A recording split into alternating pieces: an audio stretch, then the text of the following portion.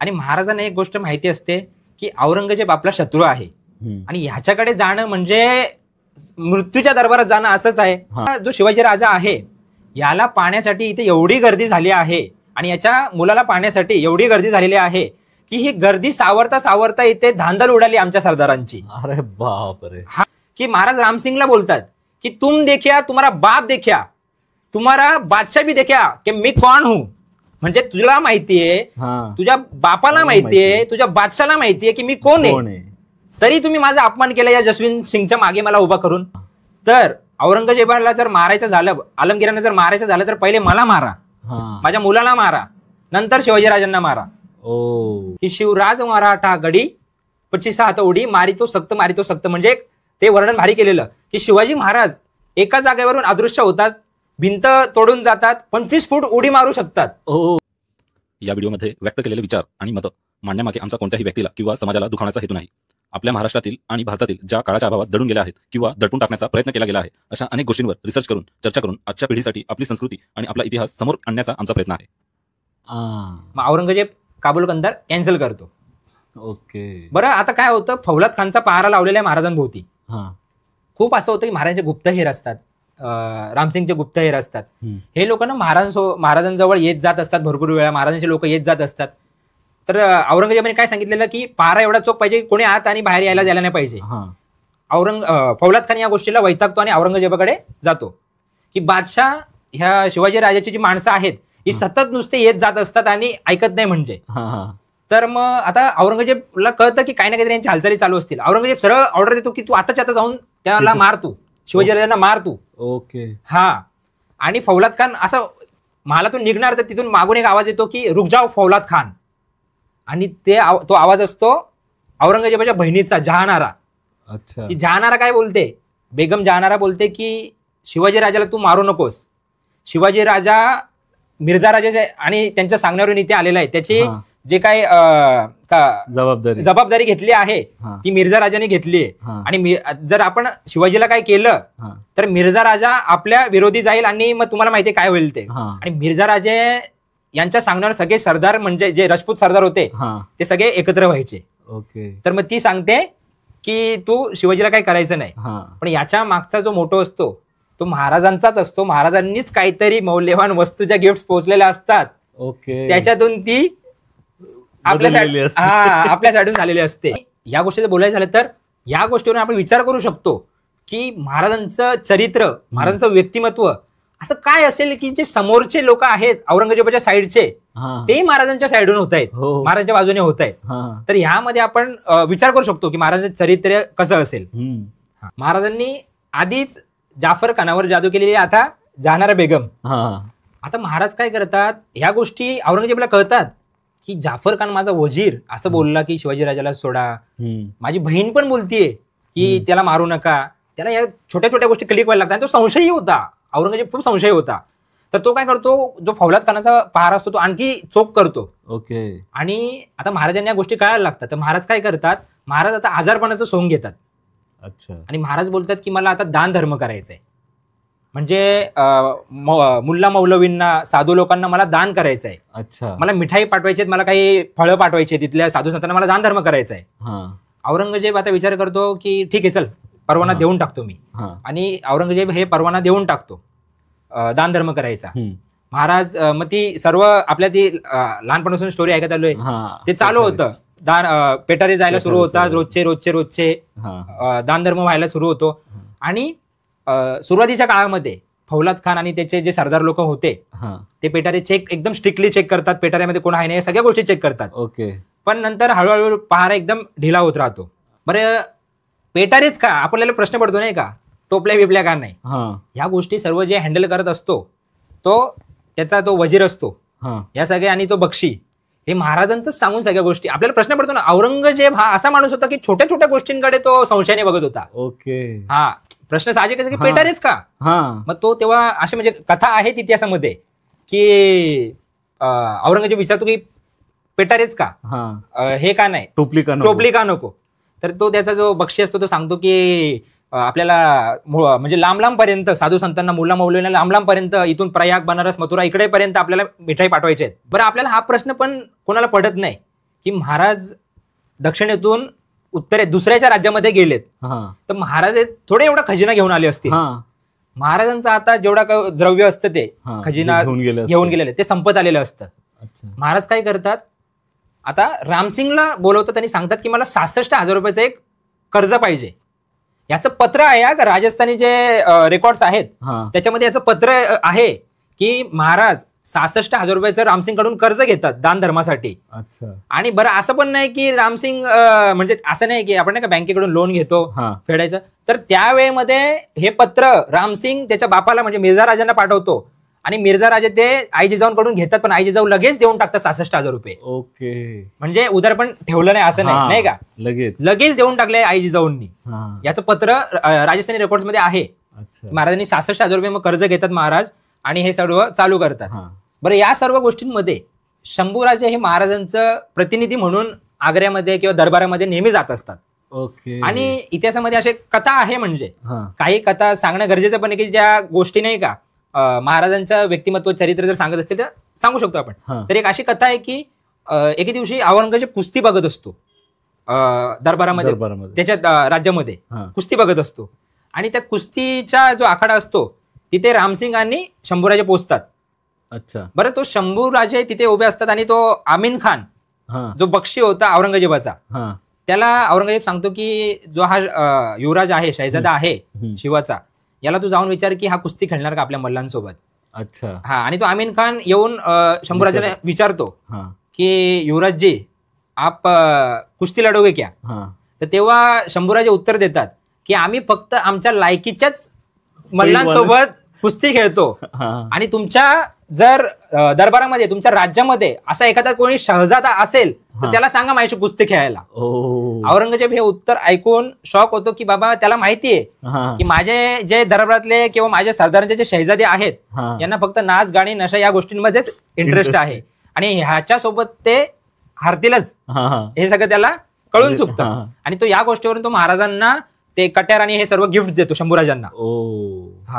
ही शंभूराजांबद्दल अशी एक कथा आहे.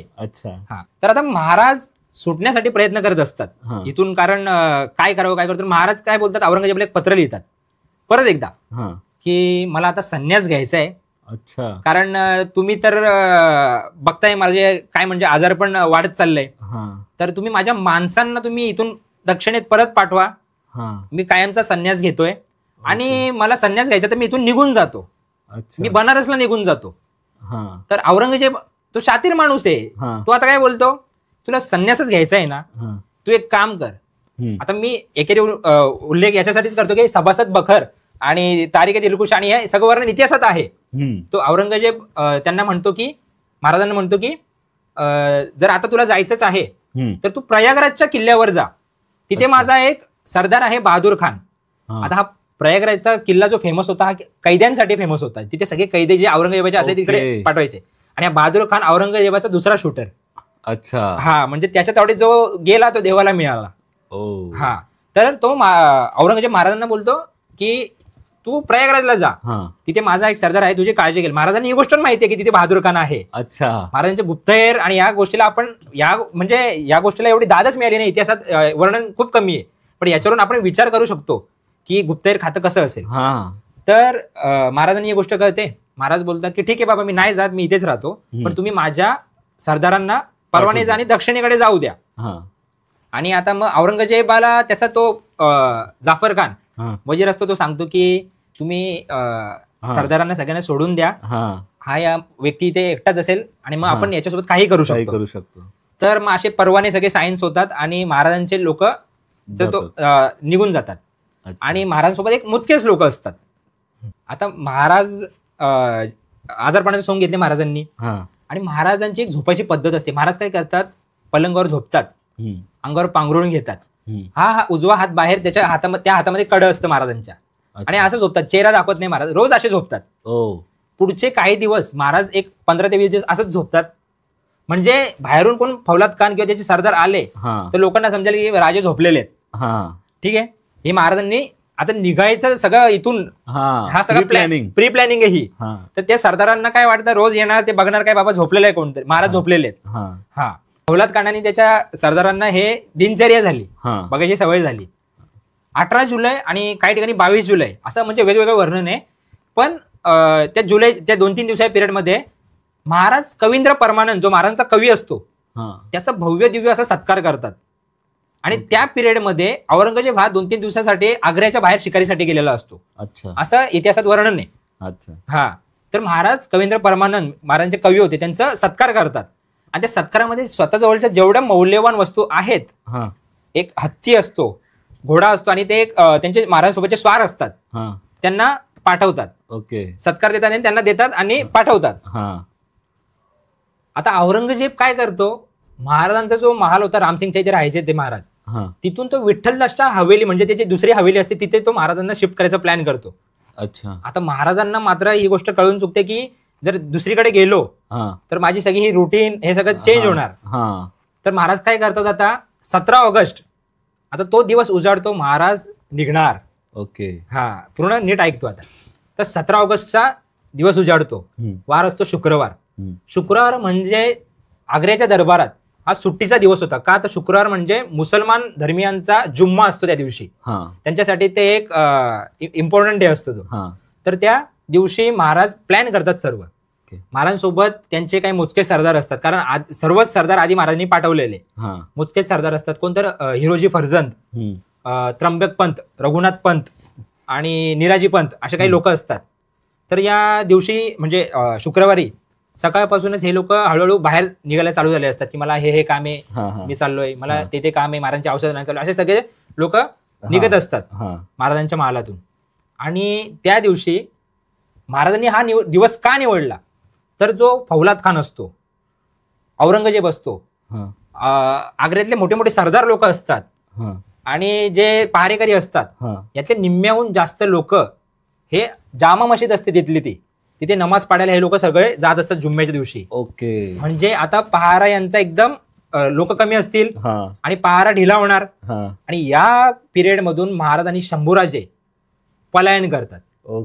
आता खूप ठिकाणी असं वर्णन आहे की महाराज पेटाऱ्यातून गेलेले आहेत, महाराज पेटाऱ्या पकडणारा भोया असतो तसं बनवून गेलेले आहेत, कारण पेटाऱ्यामध्ये बसणं महाराजांना पासून असं भरपूर वर्णन केलेले आहेत. तर आपण महाराज निसटणं हे महत्वाचं आहे, कसेही गेले असतील तरी. तर महाराज त्या दिवशी तिथून निघतात. बरं, महाराज काय करतात, स्वतःच्या गादीवर हिरोजी फर्जंद यांना झोपवतात पलंगावर. म्हणजे आपण विचार करू शकतो, सगळे लोक गेले, आता तिथे कोण आहे, हिरोजी फर्जंद एकटे. आणि हा हिरोजी फर्जंद हा महाराजांचा सावत्र भाऊ होता, तो महाराजांसारखाच दिसायला होता. हट्टाकट्टा महाराजांसारखीच तब्येत होती. महाराजांसारखाच तो पलंगावर झोपतो, उजवा हात बाहेर, त्या हातात कड. सरदार लोक येतात, झोपलेत महाराज. ठीक आहे. आता असं होतं की सरदार लोकांना असं वाटतं बाबा आहे आतमध्ये कोणतरी.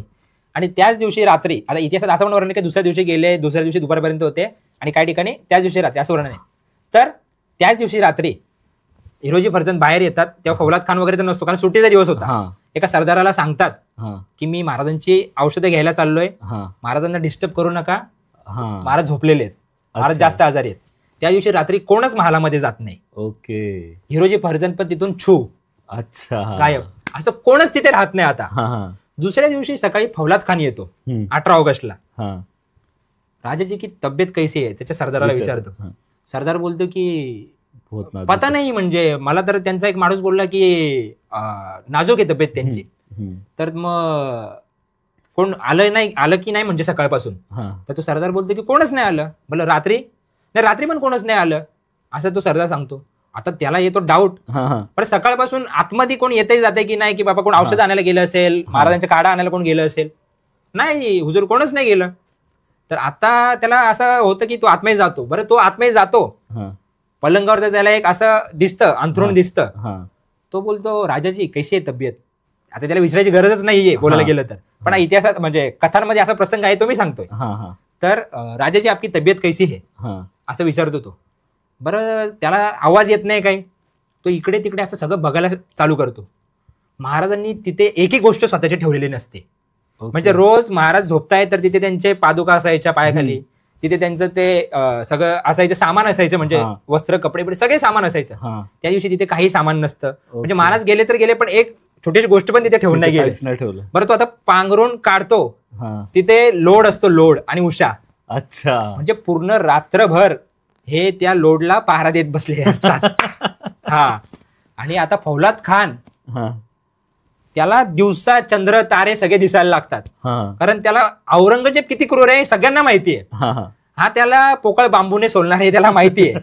तो आता काय करतो, हुजूर जहापना शिवा भाग गया. आता औरंगजेब त्याला विचारतो तू कुठे होतास जर तो पळाला तर मग तो बोलतो की पता नाही मैं तो उधर ही था, शिवा उड गया. म्हणजे त्याला पंख आले तो उडून गेला की जमिनीत गेला कोणालाच काय माहित नाही, माझा पहारा चालूच होता. औरंगजेब डोक्याला हात लावून बसतो की बघ काय झालं हे. आता औरंगजेब काय करतो, त्याचे जेवढं सैन्य असतो ते पूर्ण आग्रामध्ये पसरवतो. अच्छा. महाराजांना पकडण्यासाठी. पण महाराज आदल्याच दिवशी, म्हणजे महाराजांच्या या गोष्टीमध्ये आपण बोलायला गेलो तर औरंगजेब काय करेल, महाराजांच्या मागे सैन्य पाठवायचंय. तो कुठे पाठवेल, महाराज दक्षिणेला जाणार जाऊन त्यांच्या घरी. तो दक्षिण म्हणजे त्याच्या महाराजांच्या रस्त्यामध्ये सर्व सैनिक पाठवतो. बरं महाराज पण तेवढे हुशार, म्हणजे महाराजांचं जे मुत्सद्देगिरी आपण बोलतो ती याच्यातून दिसते की महाराज काय करतात, दक्षिणेकडे न जाता उत्तरेस मथुरेकडे निघतात. ओके. हा. शंभूराजांना घेऊन महाराज उत्तरेकडे निघतात आणि उत्तरेकडे निघून ते जातात कृष्णाजी पंत, म्हणजे त्र्यंबक पंत जे अष्टप्रधान मंडळातले त्यांचे माणूस होते बोललो मी, त्यांचे नातेवाईक असतात तिथे, मेहुणे असतात कृष्णाजी पंत. अच्छा. त्यांच्याकडे जातात महाराज. का तर औरंगजेबाने एक फरमान पाठवलेलं असतं की जिथे बाप बेट्याची जोडी दिसेल तिथे पकडायचे, त्यांना अटक करायचं किंवा ठार करायचं. कारण यांचा जो जथा आहे, जे ग्रुप आहे, ग्रुपची निशाणी काय, एक बाप आणि एक बेटा. म्हणजे एक 8-9 वर्षाचा यांच्यासोबत पोरगा असेल, जिथे असा ग्रुप दिसेल त्यांना धरायचं आणि मारायचं किंवा घेऊन यायचं. ओके. महाराजांनी ही गोष्ट कळलेली, महाराजांनी हा विचार केलेला पूर्णपणे. प्लस हा जो प्रवास आहे तो एवढा खडतर असेल की महाराजांना स्वतःच काय माहित नाहीये की काय होईल की काय नाही. म्हणून महाराज काय करतात की शंभूराजांना त्या कृष्णाजी पंतांकडे ठेवायचा विचार करतात. अच्छा. आणि कृष्णाजी पंतांना ते सांगतात की याला तुमच्या इथे ठेवायचं, कोणी विचारलं तर सांगायचं हा ब्राह्मणाचा मुलगा आहे, तुम्हाला कोणी विचारलं तुम्ही सांगा हा माझा भाचा आहे. अच्छा. हा. आणि महाराज ही सर्व गोष्ट करतात आणि शंभूराजांना तिथे ठेवून महाराज निघतात राजगडकडे. तेव्हा राजधानी आपली राजगड होती. ओके. राजगडकडे निघतात. महाराज कृष्णाजी पंतांकडे आहेत. पण या सर्व गोष्टीमध्ये एक गोष्ट होते अशी वाईट की रघुनाथ पंतांनी त्र्यंबक पंत औरंगजेबाच्या हाती लागतात.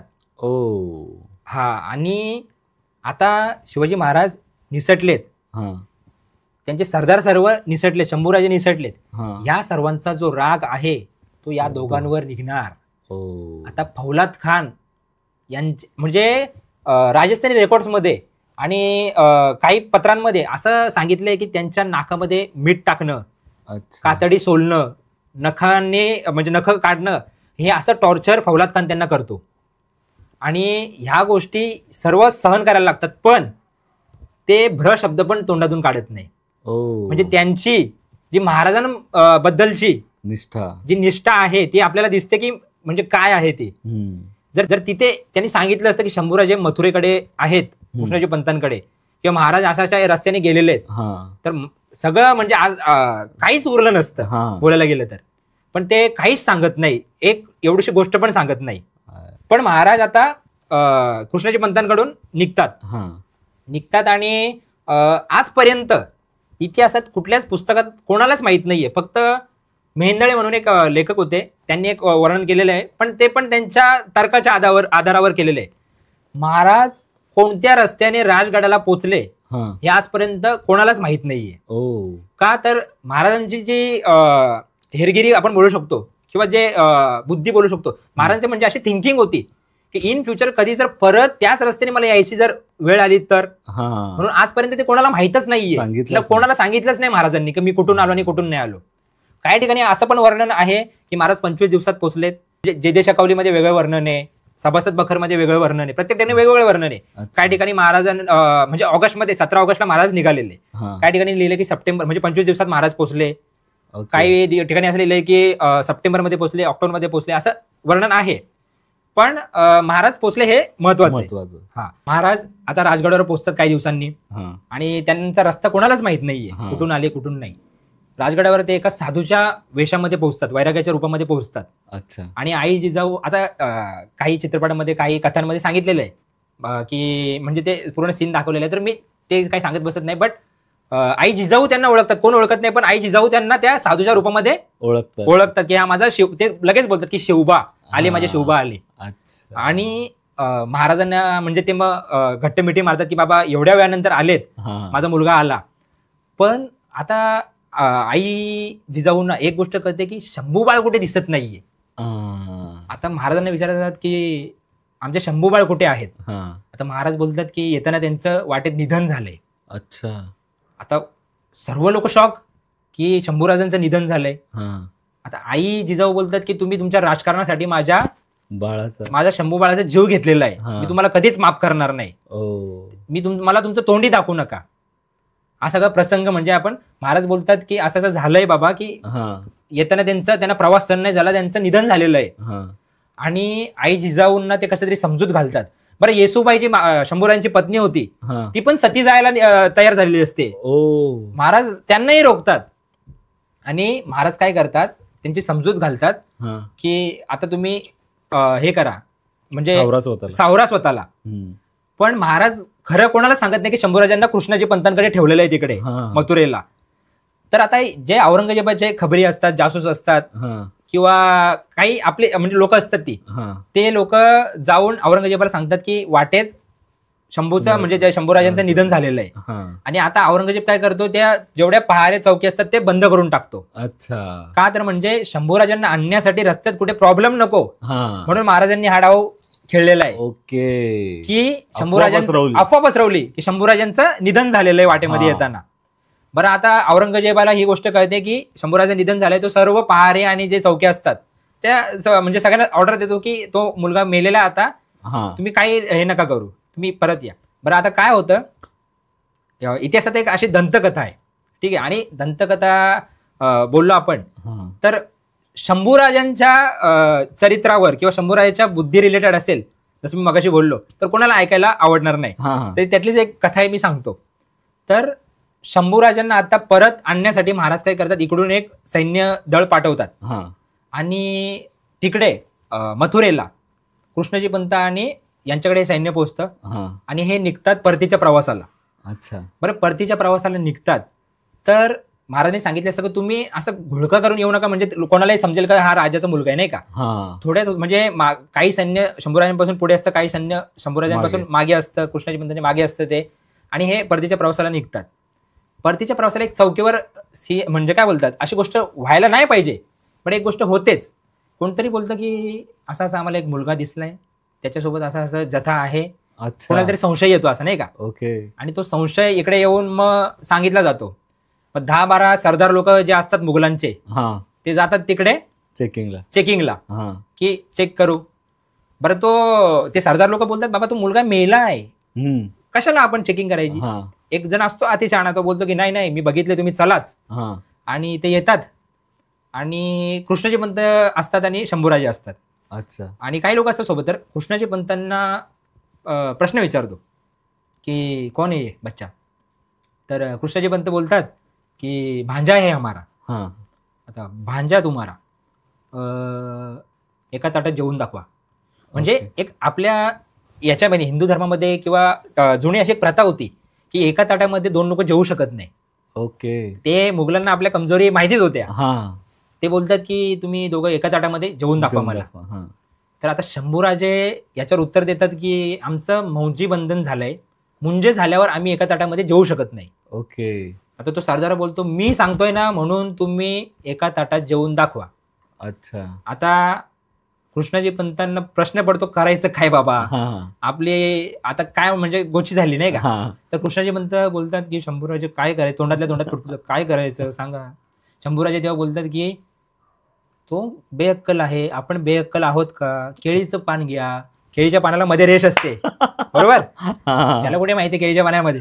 केळीचं पान घ्या, केळीच्या पानाच्या त्या साईडला आणि या साईडला जेवण घेऊ, तुम्ही घ्या मी घेतो. त्याच्यामध्ये आपण जर पाणी सोडलं, मी वेगळं ताट तुमचं वेगळं ताट, हा प्रसंग घडतो. त्याला कुठे माहितीये बाबा की असं काय केळीच्या पानाला असं होतं.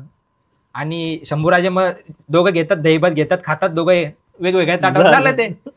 बरं, तिथून आता तो सरदार असतो ज्याने त्याला तिथे बोलवलेलं असतं, तो एका ताटात जेवले, ते आहे त्याचा भाचा, ते त्याला धुतात आणि ते निघून जातात. बाबा काय चुकीची इन्फॉर्मेशन दिलीस तो आम्हाला. तिथून येतात सुखरूप राजगडाला. राजगडाला येतात. आता शिवाजी महाराज हे जे लोक असतात यांना सर्वांना 50,000 होऊन मुद्रा आणि खजिना सर्व देऊन 1-1 लाख रुपये देऊन यांचं स्वागत सत्कार करतात. का तर माझ्या मुलाला तुम्ही सुखरूप आणलंय. कारण ते कठीण होतं खूप. औरंगजेबाच्या एरियातून शंभूराजांना घेऊन येणं खूप कठीण होतं. आणि ही गोष्ट 1-1.5 वर्षानंतर, म्हणजे महाराज इथे राजगडावर पोहोचल्यानंतर 1-1.5 वर्षानंतर शंभूराजे आले. आणि या 1-1.5 वर्षामध्ये म्हणजे या गोष्टीवर आपण नंतर एक एपिसोडच बनवू. या पिरियडमध्ये शंभूराजे जे संस्कृत वगैरे शिकले ते याच कृष्णाजी पंत यांच्याकडे म्हणजे आपण बोलू आधीपासून शिकत होते, पण जे प्रावीण्य बोलतो त्याच्यामध्ये एकदम पारंगत झाले ते इथेच झाले. तर कृष्णाजी पंत महाराजांकडे येतात आणि महाराज त्यांचा सत्कार करतात पैसे वगैरे देऊन, हे सगळं द्रव्य वगैरे देऊन. कृष्णाजी पंत महाराजांना बोलतात यातलं अर्ध द्रव्य हे शंभूराजांनाच द्या. अच्छा. महाराज विचारतात का असं, म्हणजे आई जिजाऊंना महाराज विचारतात का असं, तर आम्ही तर यांना फक्त इथे आणलंय पण त्यांनी आम्हाला इथे जिवंत आणलंय. कारण तो जर प्रसंग म्हणजे महाराज तिथे जर आम्हाला कोणाला काही सुचलत नाही, शंभूराजांना ते जर सुचलं नसतं की एका पानावर म्हणजे केळीच्या पानावर जेवायचं, आमचं श्राद्धाचं जेवण तुम्हाला जेवायला लागलं असतं. कृष्णाजी पंत असं आता बोलतात. आणि आपण पण विचार करू शकतो की 9-10 वर्षाचा मुलगा, त्याच्या समोर एक शत्रू आलाय, शत्रूचा सरदार आलाय, त्याच्या समोर कपाळावर घाम न येता एकदम असं म्हणजे नाही का संयमाने सिच्युएशन हँडल करतोय एखादा 9-10 वर्षाचा मुलगा. ह्याच्यावरूनच आपल्याला कळतंय की तो मुलगा म्हणजे शंभूराजे काय असतील. शंभूराजांवर आई जिजाऊ आणि शिवरायांचे संस्कार होतेच. आणि आपला पिता किती श्रेष्ठ, किती बुद्धिमानी आणि किती उत्कृष्ट राजकारणी आहे हे शंभूराजेंनी लहानपणे अनुभवलंय. प्लस आपला जो पित्याने औरंगजेबाच्या दरबारामधला जो काही प्रसंग आहे तो त्यांनी डोळ्यासमोर बघितलेला होता. आणि त्यांना एक गोष्ट कळाली होती की मोगली वैभवापेक्षा स्वाभिमान नावाची जी गोष्ट आहे ती किती इम्पॉर्टंट आहे हे त्यांनी वयाच्या 9व्या वर्षी बघितलं होतं की आपला पिता आबासाहेब कसे आहेत. आणि ही गोष्ट त्यांनी लहानपणी अनुभवली होती. याच्यावरून आपण विचार करायला पाहिजे, जे लोक महाराजांवर शंभूराजांवर टीका करतात त्यांनी ही गोष्ट विचार करायला पाहिजे की वयाच्या 9व्या वर्षी ज्या मुलाने या गोष्टी सर्व डोळ्यात देखत बघितल्यात तर महाराजांवर शंभूराजांवर बोट उचलताना किंवा टीका करताना या गोष्टी बघितल्या पाहिजेत. आणि राहिला औरंगजेबाचा प्रश्न, आपण मुद्द्यावर येऊ. औरंगजेबाला त्याच्या मरेपर्यंत म्हणजे त्याच्या मृत्यूपत्रात त्याने लिहून ठेवलंय की शिवा माझ्या निष्काळजीपणामुळे सुटला आणि या गोष्टीमुळे मला जे पुढचे काही वर्ष म्हणजे मरेपर्यंत मला ज्या मराठ्यांनी मला जो त्रास दिलाय त्याला अंत नाहीये, म्हणजे तो शेवटपर्यंत ही झळ सोसत होता. आणि जे महाराजांवर शंभूराजांवर त्यांनी जे अत्याचार केले होते ते याच गोष्टीमुळे कदाचित केले असलं आपण बोलायला हरकत नाही. कारण शंभूराजे जर त्याच्या तावडीतून सुटले असते तर औरंगजेबाची खैरच नव्हती. औरंगजेब अल्लाला प्यारा झाला असता. तर हा पूर्ण म्हणजे असा प्रसंग होता की सभासद बखर, तारिके दिलकुशा आणि काफी कन्या काही लिहिलेले पुस्तकं आहेत. कॉस्मो द गार्डा म्हणून एक पोर्तुगीज लेखक होता, मग मी सांगायचं विसरलो. तर त्याने असं महाराजांबद्दल वर्णन केलं की ह्या प्रसंगानंतर की शिवाजी राजाकडे अदृश्य व्हायची शक्ती आहे. अरे बापरे. शिवाजी राजा भिंतीतून गायब होतो, म्हणजे नाही का भिंती फाडून येतो. आणि शिवाजी राजा किती उंच उडी मारू शकतो, जमिनीत घुसू शकतो, हे असं भारतातल्या लोकांना वाटतं. हे त्यांनी असं त्याच्या पुस्तकात लिहून ठेवलेलं आहे. आणि ह्या प्रसंगानंतर औरंगजेब जेव्हा जेव्हा नमाज पडायला जायचा, म्हणजे ही मस्जिद आहे तिथे नमाज पडायला त्या पायरीवर प्रत्येक एक सैनिक असायचा. त्याचा जो बेड असतो, पलंग असतो झोपायचा, त्या पलंगाभोवती तो सरदार लावून झोपायचा. एवढी त्याची अवस्था बिकट झालेली. हा जो दरारा होता, कारण अफवाच तशा होत्या ना महाराजांबद्दल की महाराज कशीही गायब होतात. या अफवांमुळे औरंगजेब पुरता म्हणजे एवढा घाबरलेला होता की त्याला कळायला मार्ग नव्हता की काय करू ना काय नको. हा पूर्ण होता आग्रा भेटीचा प्रसंग.